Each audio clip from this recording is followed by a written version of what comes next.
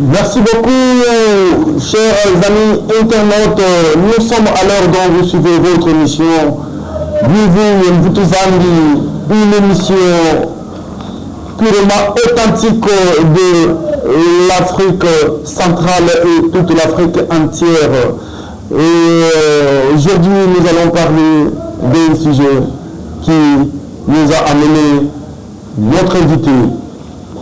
Vous devez comprendre que je travaille avec une équipe fortement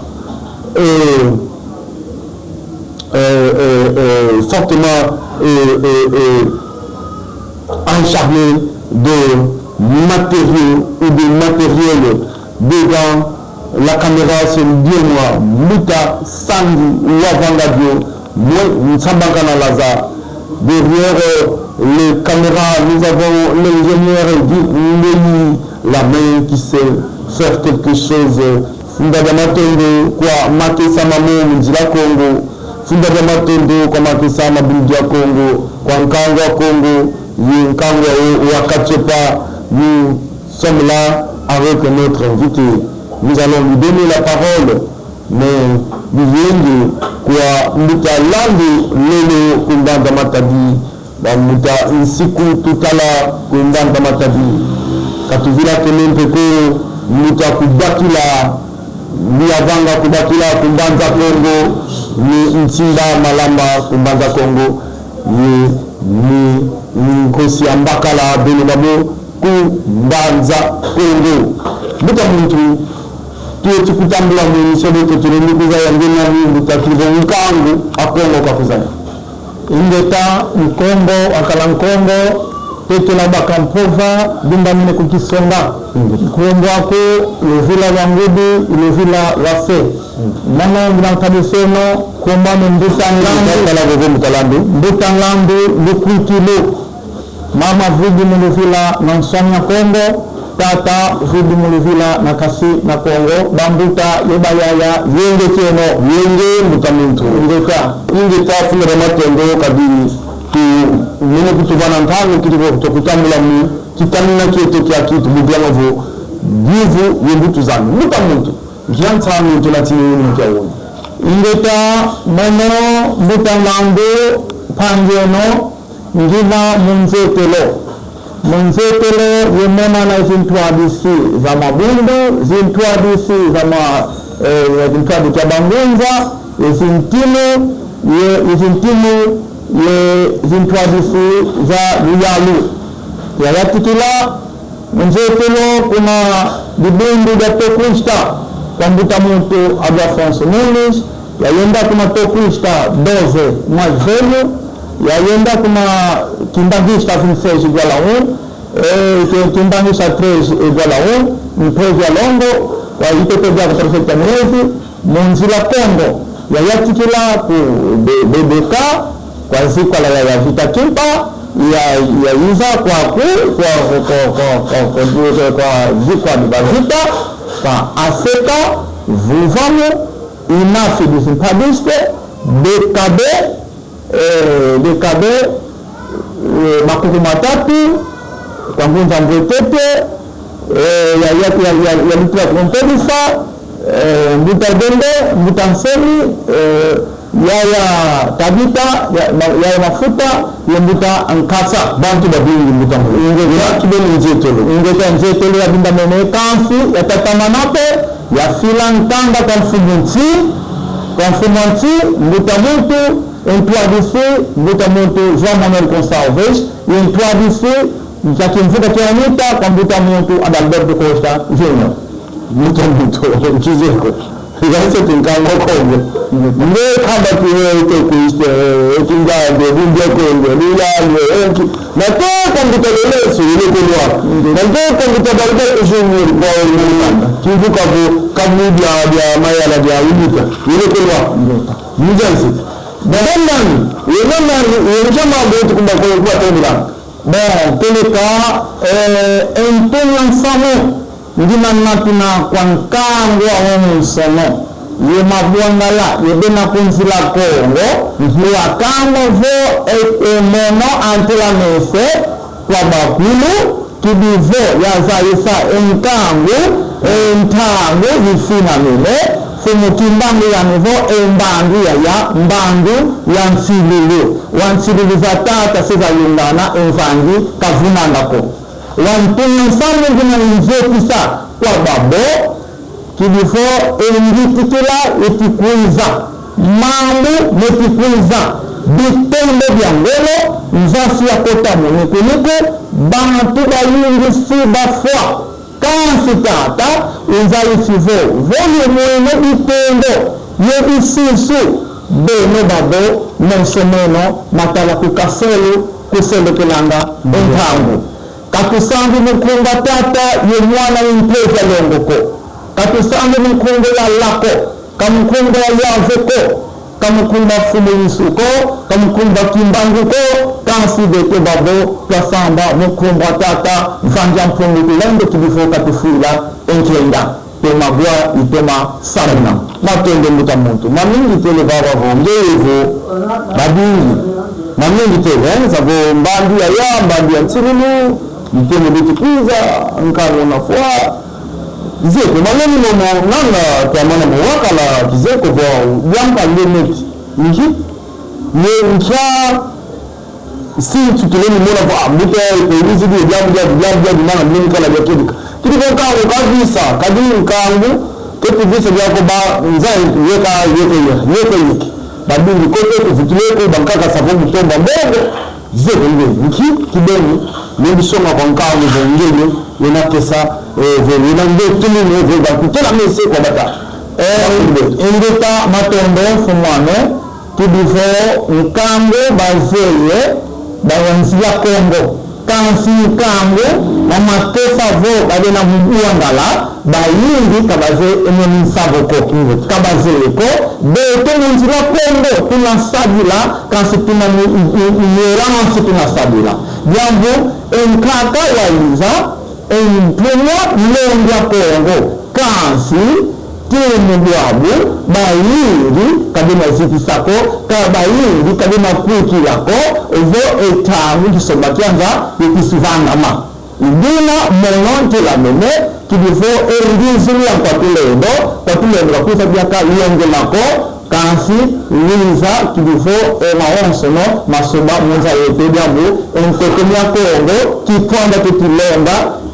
kia dunialo kia bisalo kia kimpevi kia kibiyalo ile kamuta mtu toko visi di savo kanti kizeko vo kia makusiko evo vile ni yuvula ingeta muka wena yempira kumbana mvutu ingeta nanga mkwatulendo mzo wao weti vova mzo wao mkwatulendo evo nki kana miningi mosi kana nkala sami evo bwe bon tebeka mbutame Mungusi ya kwa tulendo mono mukiadi inatendibika mutumazo nkaka ni mwandanseni mumalongimani ya nivo ekifunu makiatunda yebafwa yebamoyo balete sebanyani na enkanda mbizi kukumba mavanda katitundi mpokako kebita bayingi mbuta inamuna zikwa tulendo bazirwa dive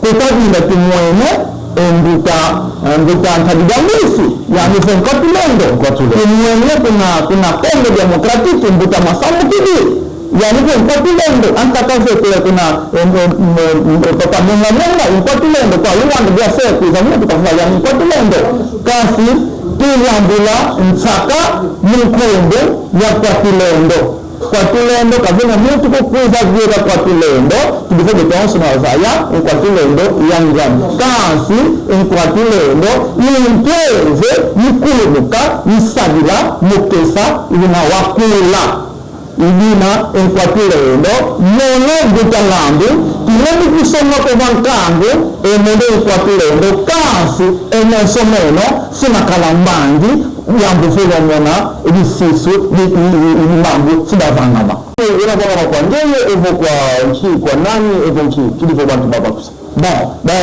bibi bango ko se vama kwa mrengo ta ngeo na vanga bimano de sera de ntangu ya mono ya yuvuti baba buta muntu au hizi ni kyalwa zuzi au Mkiampira bana visi la vingeye ngeni kwa tuleni kivoto le tudo kwa mkati leo kwa tuleni na sababu ndio tujeta ya hiyo ndio kwa tuleni na sababu la tansi ko ina fofe la vo e mesomo no si batala mangi tangu maonsono majatika tangu katuna weza yule ko tangu ifina ngene tangu ifina ngene sikonda tujimbilanga mana makala masinga talante kindangu walenda yani waliza kinatayiza waswe kama donc le côté aki yani tamakaliza kansi waswe kama kapina visa kwa community ya nani funda da matongo mbutalandi nanga nkangwa Kongo bisika chopa ba Kongo ibundu ya Kongo njila Kongo yoti to malanda meso mwana mbangu kadibabo tumawa tumasamuna savo mbuta yoti vova kimono kon kote ni yangu kanzi yangu yoti vanti samemo mena miyandi savo yangu vo kankama de ngolo mona masivi bimangu binavanga ma kadi yangu pengine ivanga kanti katuzeko tuwe yangu kideni na baba mbuta mungu komo langu la bon so beti kusongi la misama yesu le terrain mchandi sosa mweti mona mchen kala sali mweti mona misama beti kuvana mwinomo wetu baba na baba mwito kenyeko inde tanfumane Bimosi monzetelo ya venge monzetelo ya mabondo kidifo bayingi bana kundanga muntango ya ino lokola kyatu nana mubwandala yizingunza za onso na bena munzira Kongo baonso no chenge kukunde bawo bazele mbutanlangu waliza kwaku wamokena kwa beto wakifana msamo kansi bimosi binabona mvwalangani ina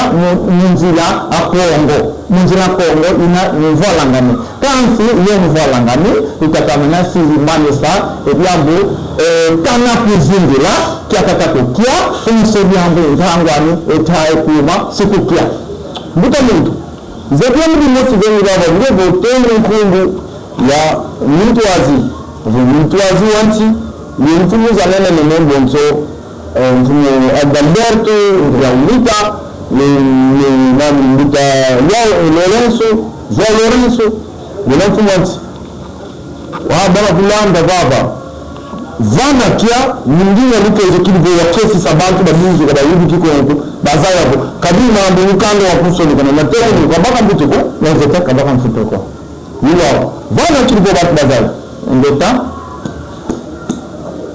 Muito obrigado a todos que nos acompanham neste momento. Eu chamo-me Muta Lambo Lupuquilo, sou mensageiro divino, profeta Bantu. Neste momento eu estou aqui para poder transmitir a todos que me seguem neste preciso momento. Na verdade, eu fiz um torneio cá em Luanda. Encontro com os líderes religiosos, líderes de Quimplado, que abandonas, autoridades tradicionais e mandei uma carta. Enviei uma carta à Sua Excelência, Presidente da República de Angola, o senhor João Manuel Gonçalves de Lourenço, e dirigi uma carta à Sua Excelência, o Presidente da UNITA, o senhor Adalberto Costa Júnior. Na verdade, a mensagem que está a transmitir, porque se nós voltarmos na própria vida dos baludas, dizem que o Deus não age sem primeiro avisar o seu povo. E neste momento, eu sou profeta que o Deus se levantou para poder transmitir a nações que o tempo chegou. Está a vir ali um dilúvio, é uma tempestade, é uma grande chuva que matará muita gente. Mas as orientações que eu fui dada, que quando nós constatarmos estes sinais, todos nós, todo mundo, ninguém hesita porque sou muçulmano, porque sou do testemunho de Jeová, sou católico, sou do bom Deus. Não, todos nós olhamos em direção onde nasce o sol, no oeste. E todos nós, não vale a pena clamarmos em nome de Jesus, em nome de Jeová, em nome de Allah, mas todos nós clamamos em nome do Tatamvangampungu Tulendo. Quem é o Tatamvangampungu Tulendo? O Tatamvangampungu Tulendo é o Criador, que criou o Criador Todo-Poderoso. Este nome é o nome que clamava os nossos ancestrais, os nossos antepassados, como a Yaya Vitakipa, Yaya Mafuta, Yaya Nzira, Ngola Kiwanjo, Fumo Kimbangu e Mayamona Mpoko. E por isso todos nós, quem tem ouvido que ouça, quem tem coração que guarde, porque o tempo está chegando. O Fumo Kimbangu Kuadito, a quarta geração é a geração de promessa de Deus.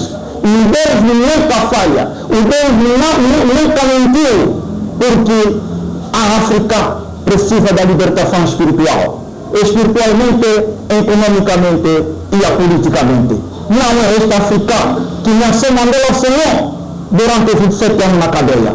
Nevitakana foi cortada a cabeça. Mayamona Toko esteve preso no PIB, na cadeia de São Nicolau. Foi no Quimbano 30 anos na cadeia, até a sua morte.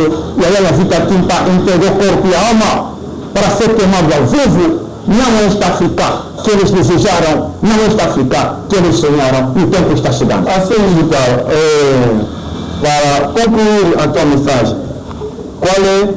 Porque já ouvi falando de uma orientação que todos têm que olhar o que em direção ao nasce o sol. Agora, ainda continua a dar orientações ou a ter mais orientações, como que eles podem fazer, se pode nos passar o teu contato?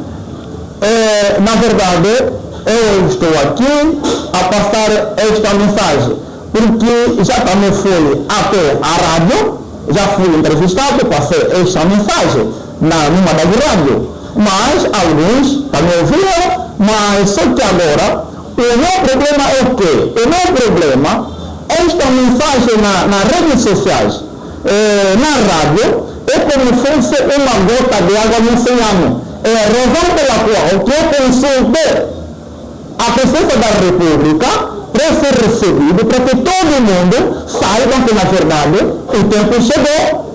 O tempo chegou, porque esse tempo não é tempo de brincadeira. Não é tempo de brincadeira. E eu tenho contato para fornecer. O meu contato é 922 57 30 73.